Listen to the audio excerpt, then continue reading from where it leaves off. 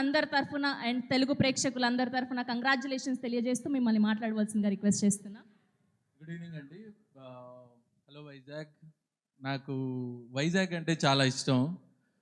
నా ప్రతి కథ కూడా ఇక్కడే మొదలెడతాను. వెంకటాద్రి ఎక్స్ప్రెస్ కానీ, ఎక్స్ప్రెస్ రాజా కానీ, ఇప్పుడు కొరియన్ కనకరాజు కానీ, ఇక్కడ గాలి, సముద్రం, మనుషులు చాలా చాలా ఇష్టం. అండ్ అద్భుతం వైజాగ్ అనేది.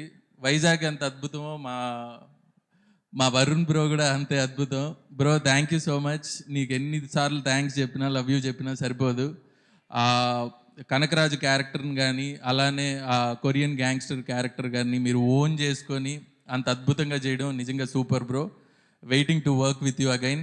అండ్ సత్య నన్ను లొకేషన్లో ఎంత విసిగిచ్చినా సరే థియేటర్లో అందరినీ నవ్విస్తున్నాడు. So thank you Satya. సరదాగా అన్నాను.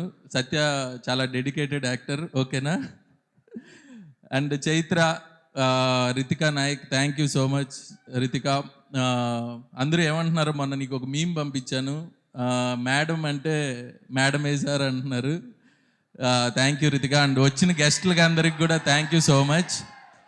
అండ్ అండ్ అండ్ మొన్న చిరంజీవి గారు ఎదురుగా ఉండడం వల్ల చాలామందికి థ్యాంక్స్ చెప్పలేకపోయాను ఒక భయంతో.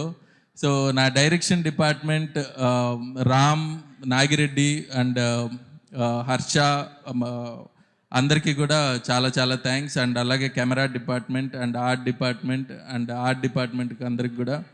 సో బేసిక్గా మూవీ చూసారా అందరూ?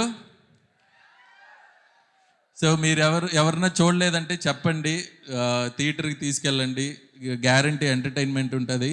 And thank you so much. Thank you అండి, thank you so much. And మరొకసారి కంగ్రాచులేషన్స్ తెలియజేస్తూ ఉన్నాము. సో సందీప్ గారు ఇందాక అన్నట్టు